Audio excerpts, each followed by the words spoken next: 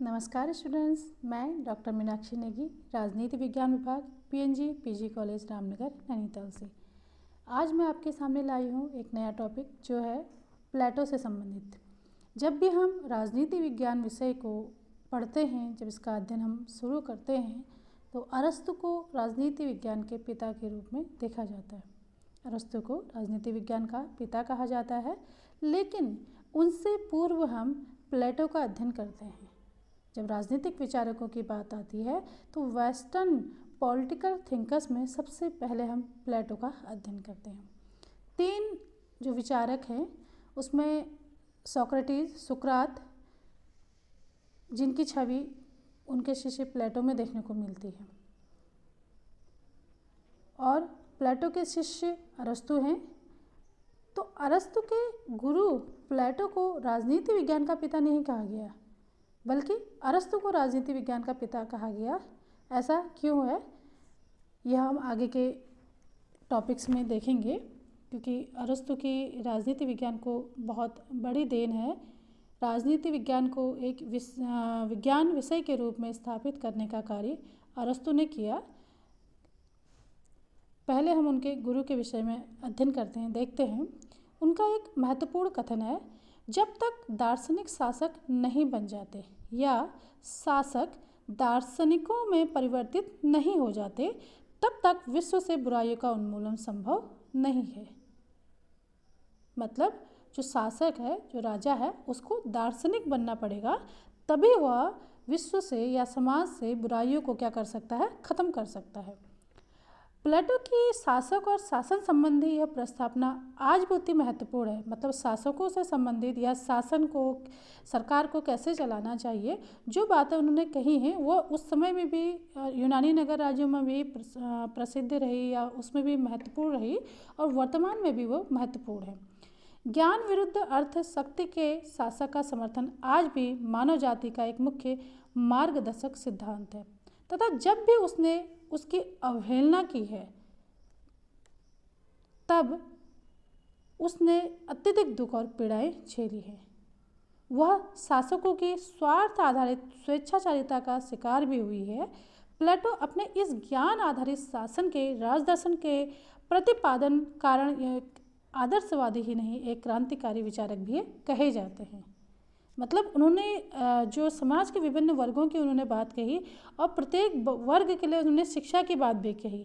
मतलब शिक्षा के द्वारा, चाहे शासक है, जो भी वर्ग है समाज का, उन सारे वर्गों को परिवर्तित करने के लिए उन्होंने प्रयास किए हैं। ये प्लेटो यद्यपि एक यूनानी दार्शनिक थे, फिर भी पश्चिमी जगत का ही नहीं, ऐतिहासिक दृष्टि से विश्व के प्रथम राजनीतिज्ञ या दार्शनिक या चिंतक के रूप में हम इनका नाम लेते हैं। उन्होंने ही सर्वप्रथम तर्क संगत ढंग से राजनीतिक दर्शन का प्रतिपादन किया और इस शाश्वत सत्य की स्थापना की कि राज्य व्यक्ति का विराट रूप है। एक महत्वपूर्ण कथन है। उन्होंने क्या कहा कि जो राज्य है वह क्या है, व्यक्ति का विराट रूप है। मतलब जब व्यक्ति होंगे, व्यक्ति से समाज बनेगा, समाज से क्या होगा, जनसंख्या जैसे बढ़ते बढ़ते जाएगी, विभिन्न संगठन बनेंगे, तो उसके बाद क्या हो गया, एक राज्य का निर्माण होगा। तो ये महत्वपूर्ण कथन कई जगह क्वेश्चंस भी आते हैं कि यह कथन किसके द्वारा किया गया है। कहा गया है कि राज्य व्यक्ति का विराट रूप है, तो यह किसने कहा है, प्लेटो ने। मतलब व्यक्ति के द्वारा ही किसी समाज का, किसी राष्ट्र का या राज्य का निर्माण होता है। जिस तरह से एक आदर्श व्यक्ति में सत, रज और तम गुण का सुंदर समन्वय होना चाहिए, उसी प्रकार राज्य में भी इन तीनों गुणों का सुंदर समन्वय होना चाहिए। राज्य अच्छा कब होगा, जब उसके नागरिक अच्छे होंगे, वहाँ की सरकार अच्छी होगी या वहाँ के शासक अच्छे होंगे, तभी तो कोई राज्य अच्छा होगा। अगर हम वर्तमान में कहें कि कोई देश अच्छा कब होगा, ऐसा देश अच्छा होगा जहाँ जो कानून व्यवस्था है वो सुचारू रूप से हो, दंड व्यवस्था भी हो, और नागरिकों के मौलिक अधिकारों की या नागरिकों के अधिकारों की वहाँ पे रक्षा होती हो, तभी तो अच्छे समाज का, अच्छे देश का निर्माण होगा। तो वही बात वे भी कहते हैं। यह सद्गुण ज्ञान से ही उत्पन्न होता है। ज्ञान ही सर्वोच्च सद्गुण है। ठीक है। प्लेटो क्या कहते हैं, सद्गुण मतलब अच्छे गुणों का विकास करना। अगर आपसे कहा जाए कि अच्छे गुण क्या हैं, तो अगर एक विद्यार्थी से कहा जाए अच्छे गुण क्या होना चाहिए, तो आप यही तो कहेंगे, समय पर उठना, बड़ों का कहना मानना, टीचर्स का कहना मानना, रेगुलर अपनी क्लासेज अटेंड करना, अच्छे से अध्ययन करना, तो ये सब आपके सद्गुण हैं। वैसे गृहिणी के सद्गुण अलग होंगे, है ना, एक कर्मचारी के सद्गुण अलग होंगे, टीचर के अलग होंगे, मतलब अपने पद पर रहते हुए या जो दायित्व उनको सौंपा गया है उनको सही ढंग से करना ही तो सद्गुण है। तो यही कह रहे हैं कि ये सद्गुण कब आएंगे, जब हम ज्ञानी होंगे, है ना, जब हम ज्ञानी होंगे तभी हमारे अंदर ये सद्गुण आएंगे। और हम ज्ञानी कब होंगे, जब हम शिक्षा प्राप्त करेंगे। तो इन सब की बात प्लेटो के द्वारा कही गई। अब थोड़ा सा इनका हम जीवन परिचय देखते हैं कि राजनीतिक दर्शन के इस अमर चिंतक का जन्म एक कुलीन परिवार में, एक अच्छे परिवार में उनका हुआ था और 427 ईसा पूर्व इनका जन्म हुआ था। इनके पिता का नाम अरिस्तोन तथा माता का नाम पेरितिकोन था। प्लेटो का वास्तविक नाम अरिस्तोक्लीज था। ठीक है, इनका अगर वास्तविक नाम है तो अरिस्तोक्लीज इनका नाम था, लेकिन सुंदर कद काठी होने के कारण इनके जो गुरु थे प्लेटो के, उन्होंने इनका नाम क्या रखा था, प्लेटो रख दिया था। प्लेटो जब वृद्धावस्था की ओर बढ़े तो उन्हें अपना द्वारा प्रतिपादित जो उनकी बुक थी रिपब्लिक, अर्थात आदर्श राज्य के विचार को व्यवहारिक मानने का अवसर प्राप्त हुआ।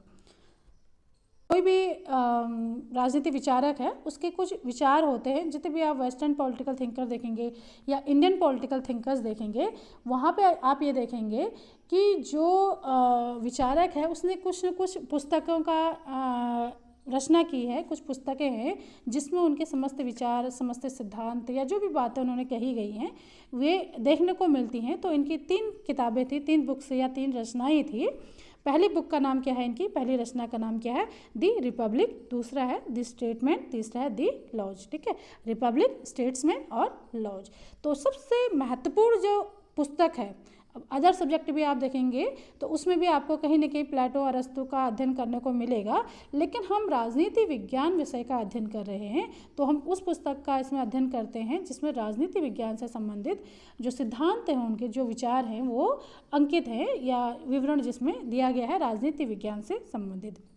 तो प्लेटो की जो पहली वाली बुक है देखिए रिपब्लिक, यह जो बुक है प्लेटो द्वारा राजदर्शन पर रचित सभी मुख्य ग्रंथों में सबसे महत्वपूर्ण कौन सी है, रिपब्लिक, जिसे न्याय संबंधित ग्रंथ नाम से पुकारा जाता है। बहुत बार आपका क्वेश्चन आता है कि न्याय से संबंधित कौन सी रचना प्लेटो की है, तो कौन सी है, रिपब्लिक।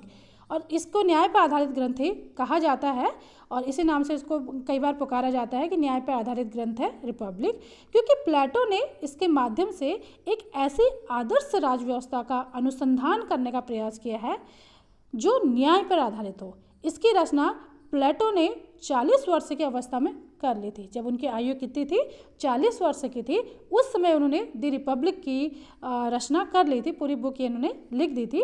रिपब्लिक प्लेटो के संपूर्ण दार्शनिक विचारों का प्रतिनिधित्व करती है।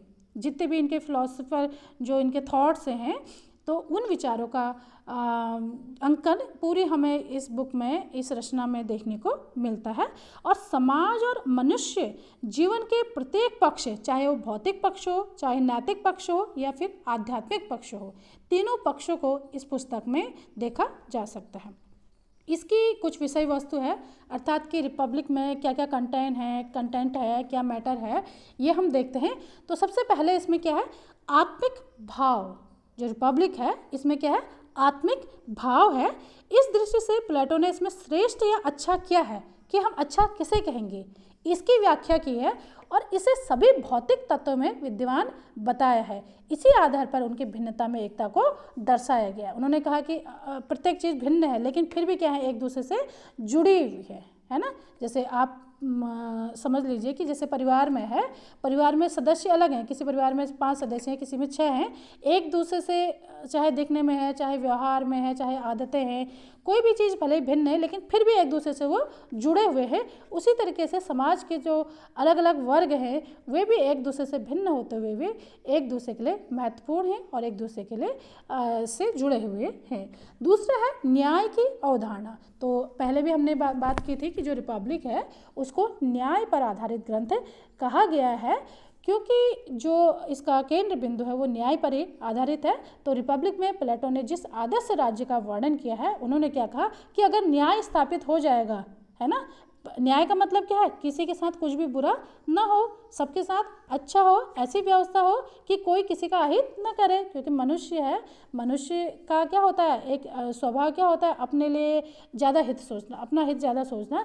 तो ऐसी स्थिति ना हो कि अपने हितों को साधते साधते हम दूसरे का अहित कर जाएं। तो ऐसी न्याय व्यवस्था दार्शनिक राजा को करनी पड़ेगी, जिससे कि संपूर्ण समाज में क्या हो जाएगा, न्याय स्थापित हो जाएगा। तो प्रत्येक वर्ग क्या करेगा, सद्गुण ही न्याय है इन्होंने कहा था, तो प्रत्येक वर्ग क्या करेगा, अपने अपने कर्मों को अगर करते जाएगा और प्रत्येक व्यक्ति, प्रत्येक नागरिक अपने में सद्गुण का विकास करेगा, तो न्याय अपने आप ही स्थापित हो जाएगा। तीसरी जो बात उन्होंने कही है रिपब्लिक में, वो शिक्षा की बात की गई है। पहले भी हमने अभी पढ़ा कि जो शिक्षा है, शिक्षा क्या करेगा, किसी भी व्यक्ति को एक आदर्श स्थापित करने का कार्य करेगा। जब ज्ञान होगा तो ज्ञान से ही सब कुछ अच्छे कार्य हो जाएंगे। तो प्लेटो व्यक्ति को आदर्श राज्य के अनुकूल बनाने में शिक्षा की महत्वपूर्ण भूमिका के विषय में बात करते हैं, और वे अपने आदर्श राज्य के शासकों के लिए एक विशद प्रशिक्षण पद्धति की व्यवस्था करते हैं। जो शासक होगा, दार्शनिक जो राजा होगा, जो शासक होंगे, प्रशासक होंगे, उनके लिए भी ये प्रशिक्षण की बात और उच्च शिक्षा की बात ये करते हैं, बहुत अधिक शिक्षा की बात ये करते हैं।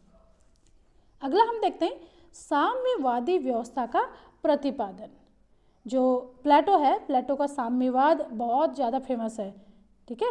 दो तरह के साम्यवाद की इन्होंने बात की है, जिसका हम आगे के वीडियोज़ में हम अध्ययन करेंगे। तो ये साम्यवाद के बाद ये क्या करते हैं, जो समाज के तीन वर्ग हैं, सैनिक वर्ग और मजदूर वर्ग और दार्शनिक जो शासक वर्ग है, इन तीनों के मध्य एक साम्यवाद की ये बात करते हैं। तो वो साम्यवाद अगर स्थापित हो गया तो एक आदर्श राज्य की स्थापना हो जाएगी। तो प्लेटो अपने आदर्श राज्य के लिए शासकों को पूर्णतः सेवाभावी और निस्वार्थी बनाने के लिए उनके लिए संपत्ति और परिवार के साम्यवाद की व्यवस्था करते हैं, ठीक है। जो दार्शनिक जो शासक वर्ग है, उसमें आपका सैनिक और शासक वर्ग जो आ जाता है, तो उसमें दोनों के लिए ही वो क्या करते हैं कि जो दार्शनिक राजा है उससे वो क्या कहते हैं, साम्यवाद की बात वो करते हैं। और अगला हम देखते हैं आदर्श राज्य का पतन। प्लेटो रिपब्लिक के इस भाग में यह संकेत करते हैं कि यदि आदर्श राज्य के स्वरूप को शक्ति के साथ बनाए नहीं रखा गया तो अपने आदर्श रूप को खो बैठेगा और उसका पतन हो जाएगा, ठीक है। जैसे आप हैं, आप में से कई बच्चे क्या होते हैं, बहुत होशियार होते हैं, लेकिन अगर एक कक्षा में फर्स्ट आने के बाद, टॉप करने के बाद अगर अगली कक्षा में उसने मेहनत नहीं की तो उसका परिणाम क्या होगा, पिछली कक्षा की तरह टॉपर तो वो बच्चा रहेगा नहीं, है ना। कहीं ना कहीं उसने क्या कर दी, वो मेहनत करनी छोड़ दी तो वो नीचे आ जाएगा। तो उसी तरीके से आदर्श राज्य बनाने के लिए जिस साम्यवाद की बात की गई है, जिस न्याय व्यवस्था की बात की गई है, जिस शिक्षा की बात की गई है, अगर उस पर ध्यान नहीं दिया गया, उसका स्तर गिरा, तो वो आदर्श राज्य का जो स्वरूप है वो क्या हो जाएगा, समाप्त हो जाएगा और उसका पतन हो जाएगा और एक निरंकुश शासन तंत्र में बदल जाएगा, ठीक है। निरंकुश शासन, जिस पे किसी का अंकुश नहीं होगा और वो अपनी मनमानी करेगा और जिससे जो समाज है, नागरिक समाज है, उसका अहित होगा। तो इस प्रकार हम देखते हैं कि प्लेटो राजनीति विज्ञान के एक सर्वप्रथम विचारक के रूप में हम प्लेटो का अध्ययन करते हैं। इनके गुरु का नाम सोक्रेटिस था, सुकरात था, और इनके शिष्य का नाम अरस्तु था। और अरस्तु को राजनीति विज्ञान का पिता कहा जाता है क्योंकि इनका महत्वपूर्ण योगदान राजनीति विज्ञान में रहा है। तो आगे हम प्लेटो के साम्यवाद के विषय में अध्ययन करेंगे। इसी के साथ आज का लेक्चर समाप्त होता है। धन्यवाद।